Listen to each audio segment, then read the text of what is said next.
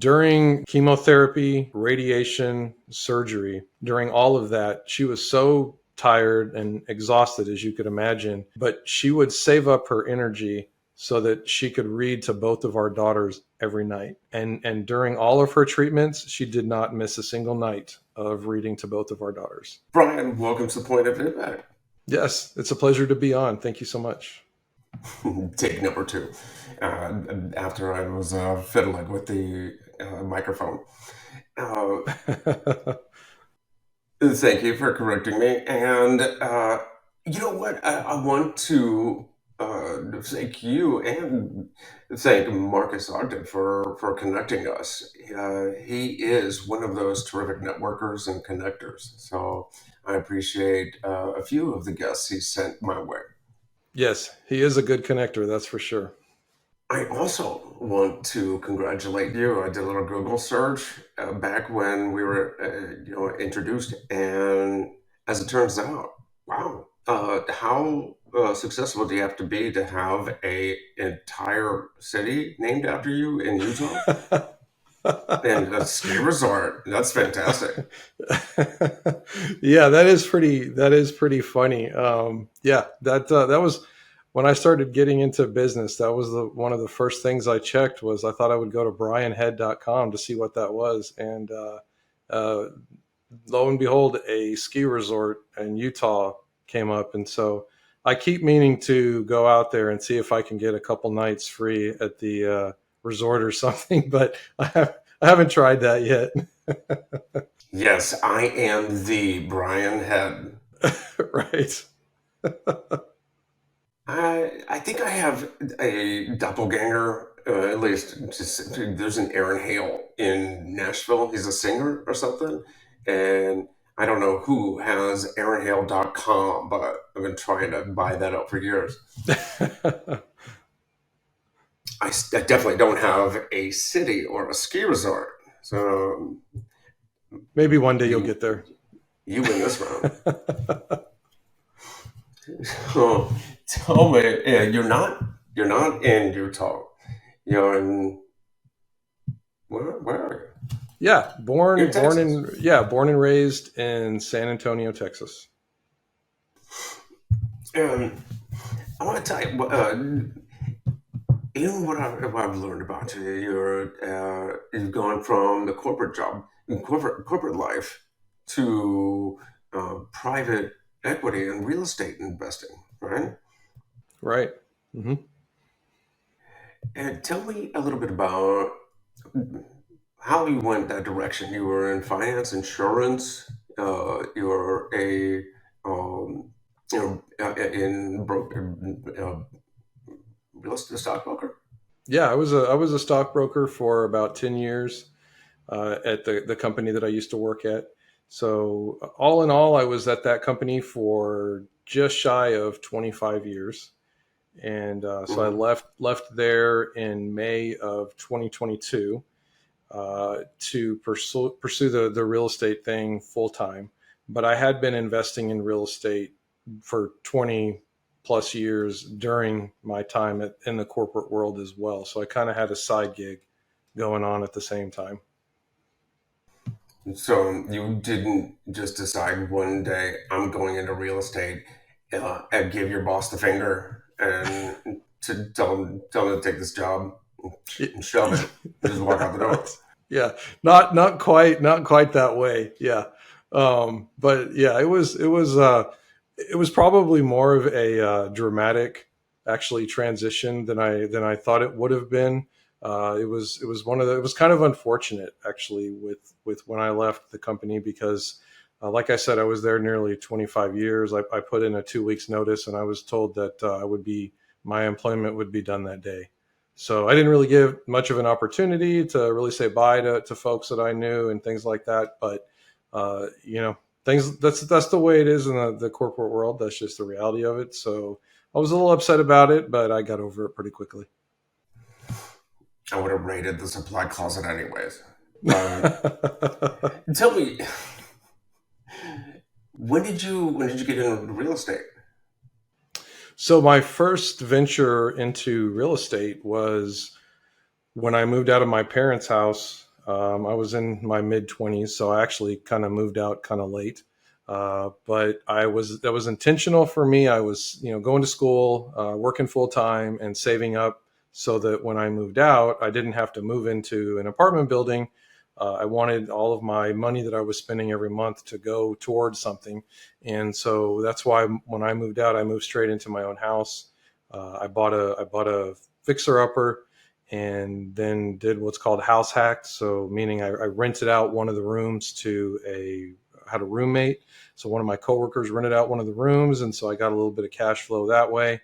And so that was kind of my first experience in the investing in real estate. And so I just kind of took it from there, got into some rentals, did some flipping, did Airbnb, small multifamily. And then a few years ago is when I started getting into the process of purchasing larger 100 plus unit apartment complexes. So house hacks, fix and flip, short-term rental, and did I miss anything there? Multifamily, Yeah, family, multifamily. Uh-huh. Yeah. and all this with a day job. How did you manage that? A lot of late nights, a lot of working on the weekends. It definitely got harder and harder once, so I've got getting ready to be 6-year-old daughter and getting ready to be 13-year-old daughter. And so once the kids started coming around, it definitely got a lot harder. But just, I've always been an entrepreneur at heart, and I have a passion for real estate. And I guess I just, found the time. I just, I always wanted to build wealth too. I didn't want to be in the corporate world forever. And so it was very intentional from that standpoint. Was there something about, was it the job or just the nature of the corporate world? Certainly the occupation you're in must have helped quite a bit in the real estate space. It did, yeah. So, when I was working in my corporate job, I was a stockbroker for about 10 years. So, trading stocks, bonds, mutual funds, options, all that good stuff. And so I got a lot of education there from that, and then the licenses involved in that, but also ended up while I was working at that company, I got a finance degree, which I was very fortunate that they actually paid for the whole degree. I think I came out of it, I had to pay $700 out of my pocket, so that was pretty awesome. And But all of that experience, all that finance experience, and everything was very helpful with getting into real estate, and especially the transition into private equity and what I'm doing now. And when did you finally decide to make the leap? Leave the corporate job and go in full time. Yeah, so it wasn't one of those things that was the flip of a switch type thing. I was definitely at a point in my career in the corporate job where I was getting a little bored, and I kind of wanted to do something different. But we also had a life event that took place where back in 2018, my wife was diagnosed with breast cancer, and fortunately, she is cancer free now, and everything is going great. But it definitely made us both reflect on life going forward, our future, how we want things to look. And that was kind of the impetus for getting into the larger real estate transactions, and doing things that are doing bigger deals and things like that, because it was more scalable than doing a lot of the single family and smaller multifamily things that I was doing. And ultimately, we both wanted to have the financial freedom, and based on everything that happened, that was kind of the impetus. But it still took a couple of years before I finally, complete transparency. In the corporate job, like I said, I was a little bit bored, but it ended up being a situation which happens a lot in the corporate world, where you end up quitting your boss and not the company necessarily. And so that was kind of the situation I was in. I wasn't happy, and so that's where I was literally starting to not feel good. I was, just I was under so much stress, not from the job itself, but the environment, that I realized it was time. It was time to make that transition and make that move. And actually, you mentioned Marcus. Marcus was my business coach and still is my business coach, but that transition was made a little bit easier with his help as well. So, How many units did you have at the time? at that time, probably, and this would be, both actively managing and also passively invested, meaning I'm not running the deal, but I want to say probably 1,400 or so, something like that. So you had some cash flow coming in. It wasn't like you're gonna live off your 6 month emergency fund, and we're gonna make it. But you mentioned your wife's cancer. Yeah, what time frame does this come into play? Yeah, so that was 2018, and it was actually our youngest daughter was 4 months old at the time. And actually, the way that it was discovered was my wife, she was still breastfeeding our daughter at that time, and she had a clogged duct. And she noticed it was clogged, and she felt the lump, but didn't think a whole lot of it because she had a clogged duct. And then when that went away, when the clogged duct went away, and the lump was still there, then it was like, okay, well, there's maybe something else going on. She was kind of reluctant to go get it looked at, but after some time, she decided, yeah, it's definitely, and I say time, a few weeks, she decided, okay, it's definitely time to go get that looked at. And so she did that, and that's where I think at the time she was in her late 30s at the time, pretty young, and still young, obviously, in case she hears this. But she what we did find out is that when you're younger and you get breast cancer, it tends to be a more aggressive form of breast cancer as well. And so, her doctor was very adamant that she needed to go through the proper protocols and everything to address it quickly and aggressively. And so that's what she did. And it was challenging. It was really hard, um, her going through the treatments and the chemotherapy and everything. The chemotherapy was the hardest part because when I would sit there with her at the hospital when she was going through the treatments, and one of the side effects of the medicine is that it actually causes your extremities to become numb, and it can be permanent if you don't do certain things like while you're getting the treatment. One of the things they did was they put these gloves on her and then these things on her feet that were full of ice, and the purpose was to reduce the blood flow to those areas so that the medicine wouldn't get to those areas and it wouldn't cause permanent neuropathy in those areas. And that was one of the hardest parts, was seeing her go through that. Unfortunately, I've never had to experience that, but she would get those gloves on and everything, and it would, you could just see the expression on her face and the pain that she was going through. And then right as it would start subsiding and she would start feeling better, they would come and change them out because they were like, okay, it's time to change them out so that we don't, that blood flow isn't allowed to get over there. And so that was one of the hardest parts, to see her going through that. But I do have to say, I that whole experience gave me a whole new appreciation for women and their strength, because during chemotherapy, radiation, surgery, during all of that, she was so tired and exhausted, as you could imagine, but she would save up her energy so that she could read to both of our daughters every night. And during all of her treatments, she did not miss a single night of reading to both of our daughters. And that That's was just, incredible. that's incredible. Yeah, as a guy, I can say I probably would have been a wimp and I probably would have asked for her help. Um, but I was just amazed. So Women are so much stronger than us, and we've yeah, they are. we we tried to play this, I've got more muscles type of thing, but they could just take it so much better than. No, I'm a big sissy, yeah, but yeah, I was just one, you got to go through.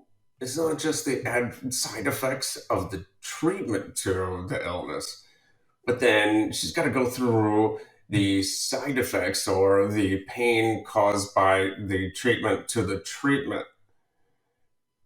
Yeah, These, exactly.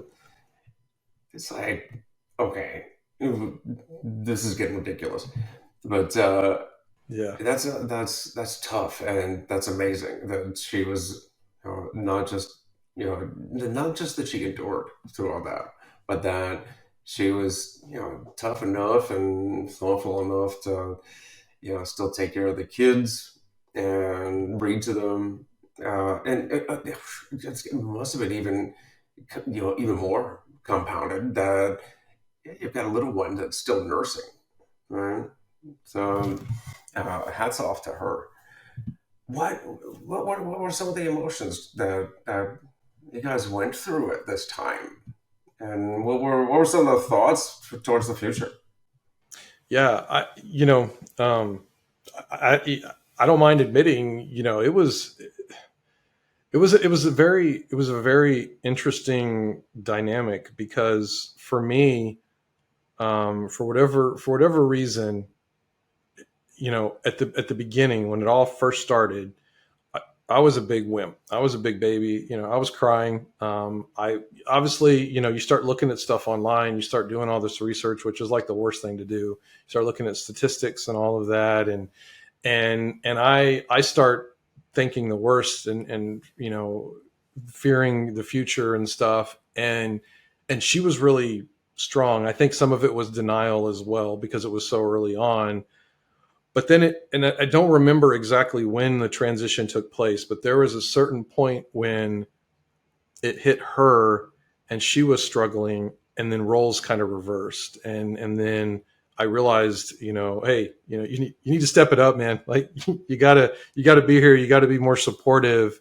You need to be positive and everything. And so, it was interesting how it started out and then roles kind of reversed as we went through it. But yeah, it was definitely challenging and a lot of emotions. And yeah, but it does make you reflect on life. I think differently than anybody that hasn't gone through it would, right? Or if you've gone through if somebody has gone through something that is so fearful like that a loved one may be gone or something, then they can probably relate. But it's one of those things that's hard for people to understand unless you go through it. But it was a lot of emotions, a lot of ups and downs. But I will say, at the end of the day, we all as a family came out stronger. So 2018. So we're actually coming up on the 5 years since her last treatment, which is kind of 5 years is supposed to be kind of a year. 5 years after cancer, your last treatments and things is supposed to be kind of sort of a magic number, like for things to look better going forward. Obviously, nothing's guaranteed, but she's almost at 5 years from her last treatments. And so we are excited about that. And we just we really try to live every day in the moment. I know it's kind of a cliche, but we really do try to do that. It obviously is not easy. We struggle just like everybody else does, but we do try to remind ourselves of that. And one thing for me, as an entrepreneur and as I was transitioning and doing this full time, I it was a balancing act trying to use the pain and everything of what we went through to try to motivate me to move forward, but not let it get to me too much to where it brings me down and slows me down and becomes a burden, or starts negatively affecting my psyche. Right? It's kind of a balancing act, trying to use it as motivation, but not letting it get you down. If that makes sense. Absolutely, yeah.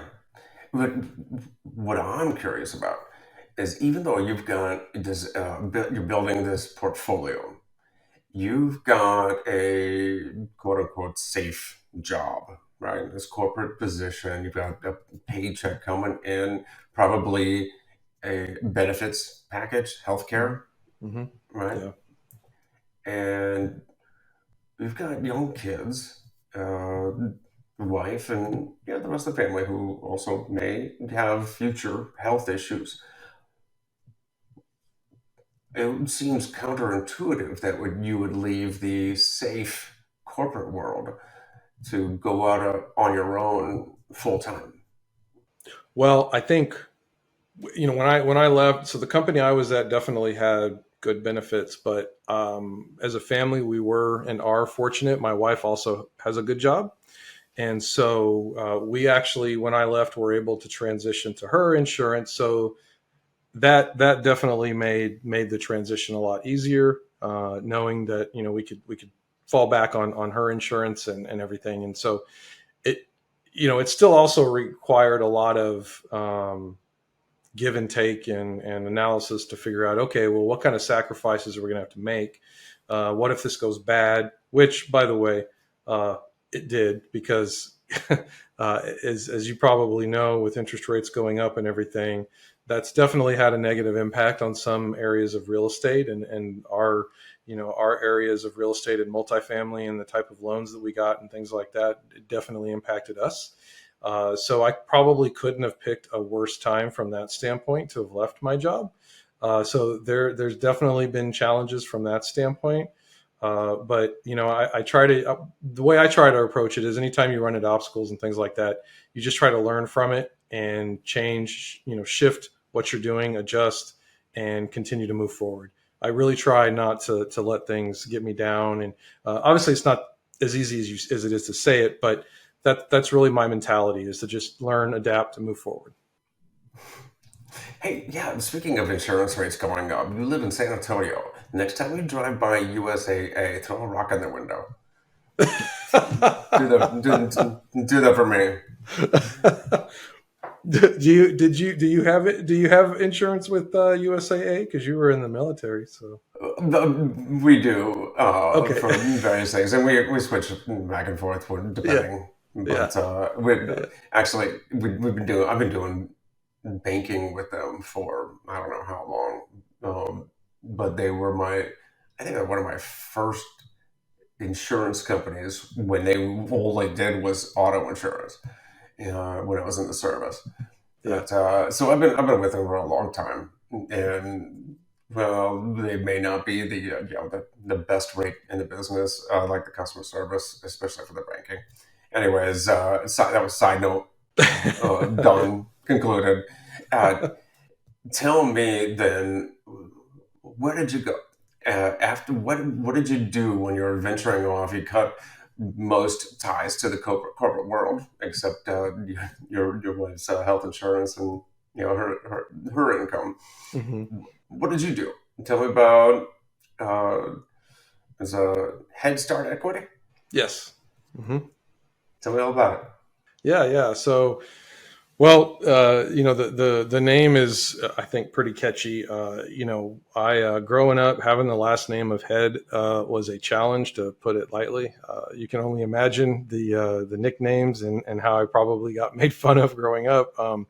So when I had the opportunity to start my own company, I decided I'm going to turn that negative into a positive, and that's where I came up with the Head Start equity. So yeah, so part of my transition, and part of what I've had to learn getting into the being having my own business. I've had my own business for a long time, having rental properties and stuff on the side while working a corporate job, but that's really different than creating a private equity firm and trying to do branding and all of these things, which is has caused me to go outside of my comfort zone a lot.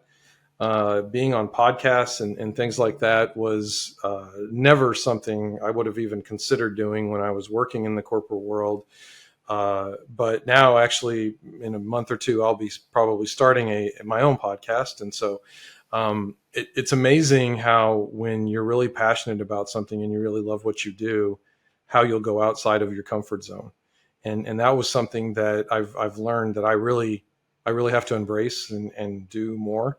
And so that was one of the biggest challenges that I had to face, was going outside of my comfort zone. And the business that I'm in now, people need to know about me. People need to know that I have this business, and that I can help people invest in real estate and things like that. They have to know that. And I've always been kind of an introvert. And so going out there and putting my name out there, and being on social media, that was I'm only on LinkedIn. That's the only thing I'm on right now. But I didn't even get that until I started doing this stuff. I just never wanted to be on social media. So that's been a challenge. But it's been a lot of fun. I mean, I've really enjoyed that. It's really opened my eyes to a lot of things. And yeah, that's kind of been my transition and my focus. So your focus now with Head Start Equity is taking investor capital and purchasing multifamily apartment buildings in San Antonio. Yeah. So what I do now is I started what's called a fund, and so it's a real estate fund. Basically, it's a partnership where people can passively invest in the partnership in my fund. And through the fund that I started, I purchased part of a small piece of different apartment complexes actually throughout the state of Texas. So I invested in one in Dallas, I invested in one here in San Antonio, and then I invested in a project in a city called Kyle, Texas, which is about 30 30 miles or so from Austin, Texas, or south of Austin. So when people invest in my fund, in my partnership, they're getting diversified across all those investments instead of having to just put their money in one particular apartment complex. So that's part of what I'm trying to do, is provide a product that people can invest in that's diversified in the private sector, so that they're not having to because a lot of these deals have a minimum of 50,000 to invest in, and I feel it's more prudent. And depending on where you are on the net worth or investable capital, if you've got $20 million to invest, you probably don't need my fund. But if you're somebody that's got less, that wants to invest and be diversified, that's why I started my fund. So that's kind of where my focus is now. They are multifamily in Texas. So that $50,000 minimum buy-in or subscription, that's is that SEC? You're doing the 506C route, or is this just in addition, kind of a personal limit? Yeah, so the reason there's the 50,000. So for my fund, and it sounds like you know a little bit about syndication. So for my fund, it's a 506c, so it's open to accredited investors only.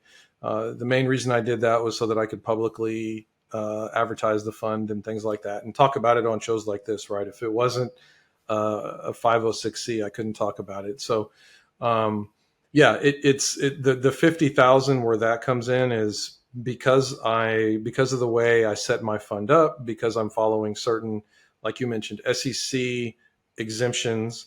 I can only have 99, actually 100 investors in my fund, and I was trying to raise 5 million with my fund, and so that's where the 50,000 comes from.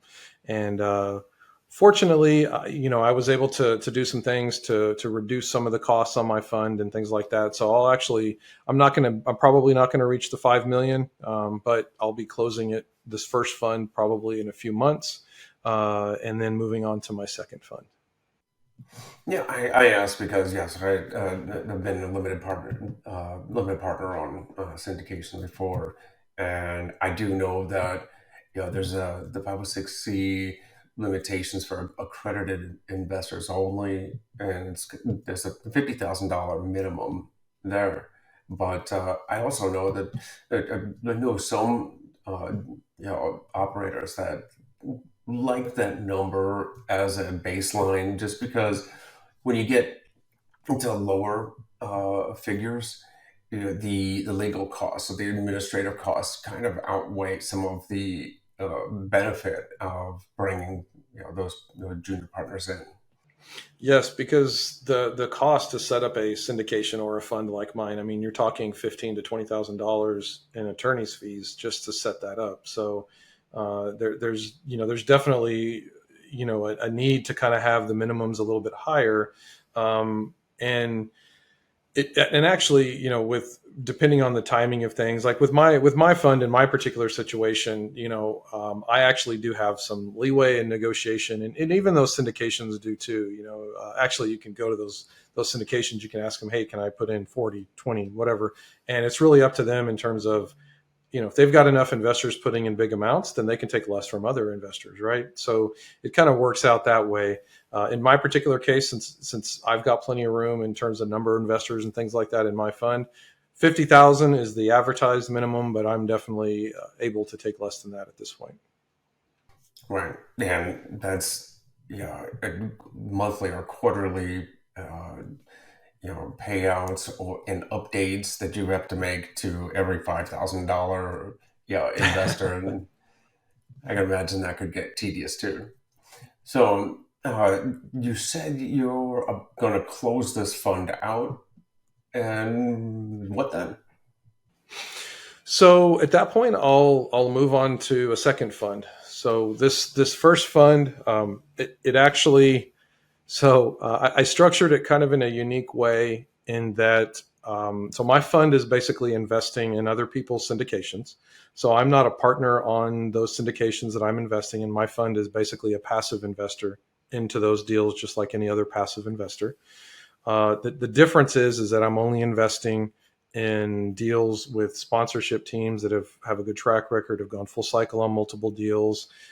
Basically, I can sum it up this way for my fund: it's a flight to quality, and diversification is the focus of the fund. And what I did, because it's my first fund, I've been a partner in multiple syndications, and I do have a lot of experience in real estate. However, this was my first fund that I started. I actually, from a fee structure standpoint, I made it very favorable for the investors. It's 100% equity for all investors. There's no equity that I'm taking. And in terms of fees, I have a 1% administration fee, 1% of assets under management, simply to cover my fund expenses. And it's literally just to cover fund expenses. If my fees end up being 0.75%, that's all that I'll take. I'm not taking any salary or any money from the fund. The only money I'm actually making in this first fund is the money that I invested alongside my investors. So on that money, I'm going to make what all my investors are making as well, right? And that's one of the reasons why I wanted to move on to my second fund, because obviously not making money but doing work is not a sustainable business plan. And so when I go to my second fund, I will be changing the structure a little bit to where I'm actually getting paid for the work that I'm doing, all the due diligence and everything that I'm doing, and all of the costs associated with providing this diversified product. So yeah, the future is going to be in additional funds. And these would be considered funds of funds, right? Yeah, funds of funds is one way to look at it. I kind of look at it more like funds of syndication. So when you think of a funds of funds, that's more of a fund investing in another fund. I'm not investing in other funds, because once you start investing in other funds, now you're even diluting investor returns more. So I'm investing directly in the syndications themselves. Okay, so your investors invest in your fund, and then you take that capital within your fund, and you find other operators, other teams that are uh, they've got a particular project and they're raising funds for. So you would invest this fund into their syndication, and Exactly. so do your investors, they earn a, the return from that syndication, or is there a set return from the fund itself? No, everything except that 1% gets passed to the investors. So I'm not keeping anything. That's why I mentioned it's 100% equity to the investors in the fund. I'm not taking any equity at all. There's no, in the syndications, they've already got some type of an equity split, 70-30, 80-20, whatever. That just come whatever that distribution is that my fund would get. Just like if you're invested in a syndication, you get your cash flows, and then when it sells, you get your pro rata profit and your investment back, right? It's the same thing in the fund. So everything just gets flows down into the fund, and then it's distributed out to the investors based on how much they invested in the fund. I do know that some syndicators will offer a capital raiser, a general partner position. if they meet a certain level of capital raised. Is that maybe part of any of these deals, or is that an option for you? It's an option, but I choose not to do it. So quite frankly, just to be honest with you, I don't want to be motivated by getting compensated from the deal that I'm investing in. I want to invest in the deal because I think it's the best deal to invest in, and it's the Hmm. best for my investors. I don't want to be compensated. I've done that in the past. That because before I started my fund, I was a co GP on multiple syndications and been down that road and done that. And quite honestly, I don't feel, for me, nothing against other people that want to do that. That's great. Everybody has got their own way they want to do their business and handle things. But for me, I prefer not to be compensated in that way. I prefer, because if I decide, okay, I want to be compensated, for raising capital through my fund for a deal, well, there's some people that don't need, they don't, they wouldn't pay that anyway. And so what I like to do is, the way I have it structured, I can invest in anybody's deal. It doesn't matter whether they're compensating me or not. I can invest. I can pick and choose what I think is the best deal to invest in.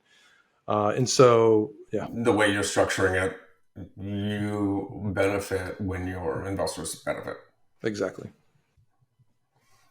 That sounds great. That sounds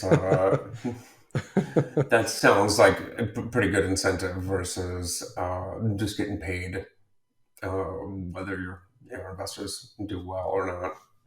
But I definitely have a very serious question for you. Have you ever jumped in the Riverwalk? Oh God, no.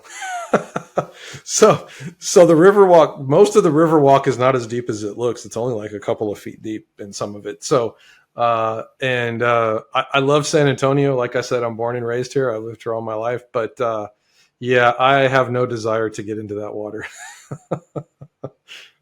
Neither do I. Definitely not a gun. Yeah. So yeah, to answer your question, no, I've never done that. And yeah, unless somebody puts a gun to my head, I don't plan on doing that. Yeah, but that's a story that for another time. Yeah. But I actually absolutely love San Antonio. I've been there quite a few times. But uh, in fact, where's this is the coolest place I went with my wife last time we were there in the Pearl. Oh yeah. That was neat. That whole area there. It is. It's really nice. Actually, there's a hotel there called Hotel Emma, which is I think the nicest hotel in the city, and it's right there in the Pearl. Actually, I had a investor appreciation event at a place called Jazz Texas. I don't know if when you went to the Pearl, if have you been to Jazz Texas, the jazz Oh club? yeah, Dallas. Yeah. Oh no, it's in San Antonio. Oh no, I'm not familiar with that. Yeah, it's actually in the Pearl in San Antonio. There's a commons area, and then underneath that, you take some stairs down underneath, and there's a little jazz club underneath there. And so next time you go, if you go to the Pearl, try to book a night for y'all to go check that out, because it's a pretty good time if you like jazz music. But um, yeah, the Pearl is a nice area. Well, yeah, I'll have to check that out next time we're in town. I definitely want to go back. Great cocktails. But as we start to land the plane here, to quote Mike Rowe, how uh, how is it working out for you? Are you happy you left the corporate world? Is it benefiting you not just monetarily, but are you satisfied? You're free from that awful boss. um, yes, I mean, having your own business has its own challenges and its own struggles and things like that. But what I've noticed is that it's easier for me anyway, because I'm doing what I love. It's easier to deal with those and to handle those, and the freedom that it gives you is pretty nice too. I mean, now that I'm the one that has the freedom, I take the girls to school more. I love that with my soon to be 13-year-old. 2 or 3 mornings a week, we get to go for a walk in between when I drop off my youngest one and when her school starts. We get to go for a 20-30 minute walk, and just the two of us, and get to talk about life and things and how she's doing. And that's pretty awesome, and I really enjoy that. And that's something I wouldn't be able to do if I had a corporate job, because I'd have to be rushing to go do the next thing, or whatever. So I wouldn't change it at all. And some people have asked me, well, Brian, especially when I was leaving the corporate job, they were asking me, aren't you scared about leaving the comfort of your corporate job and doing this? And I said, well, honestly, I would be, I'm more afraid of not doing it and wondering 10, 15, 20 years from now, what could have been had I took that chance and done that. And so that's how I chose to look at it. And so I don't make any regrets. I'm glad that I did it. And, doesn't mean it's easy every day. Definitely. I've had my times where I'm like, ooh, was that the right decision? But that's very fleeting and only lasts a few moments. And then I get back to enjoying my life. So. There's that other aspect of it is that you have an investor who uses private capital. One of the feelings I love is getting to directly benefit other people's lives by your own success. So you have these investors and they trust you, and of course that's terrifying. But uh, but you do your hard work, your diligence, and you invest in these things, and people get wealthier because they live better lives because of your work. Yes. And the part of the one of the things I didn't mention is that one of the other reasons I started my fund is that what I enjoy the most is working with the investors and educating investors and talking to investors. And if I was the one running an apartment complex, and being an asset manager for something like that, I wouldn't be able to do that. I wouldn't be able to be talking to the investors and having those conversations and educating. And that's what I really enjoy. And so it kind of lines right up with what I'm doing now, being a fund manager. Yeah, a fellow real estate investor friend of mine said something that almost made me snort milk out my nose, uh, but he said, entrepreneurs have two emotions: uh, elation and absolute terror. And it's true. The It part of is. the time you're like, oh my god, I hope I don't screw this up. And the other time it's like, oh man, I didn't screw this up.